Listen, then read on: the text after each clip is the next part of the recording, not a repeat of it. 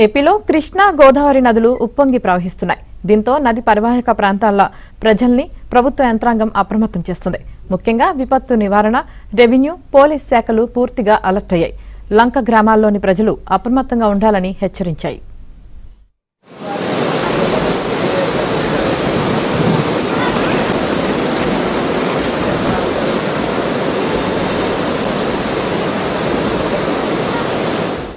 ఎగువన కురుస్తున్న వర్షాలకు కృష్ణా గోదావరి నదులు నిండుకుండలా తలపిస్తున్నాయి. భారీ వరద వస్తూ ఉండటంతో గంట గంటకు నీటి మట్టం పెరుగుతోంది. ప్రకాశం, ధవళేశ్వరం బ్యారేజీల నుంచి నీటిని దిగువకు వదులుతున్నారు.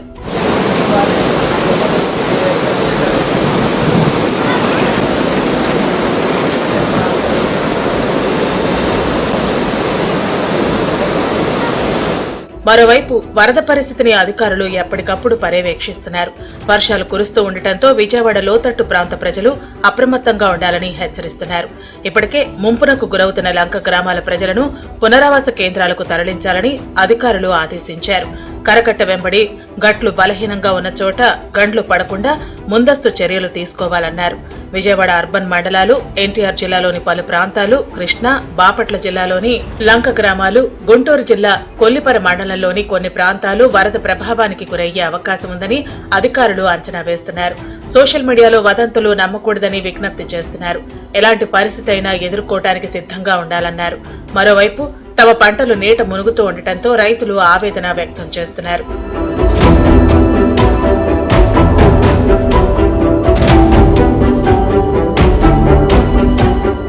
అటు ఉత్తరాంధ్ర జిల్లాలకు విపత్తుల నిర్వహణ శాఖ పిడుగుపాటు హెచ్చరికలు జారీ చేసింది. విజయనగరం, విశాఖ, అల్లూరి, అనకాపల్లి జిల్లాల్లోని కొన్ని ప్రాంతాల్లో పిడుగులతో కూడిన మోస్తరు నుంచి భారీ వర్షాలు కురుస్తాయని అప్రమత్తం చేసింది.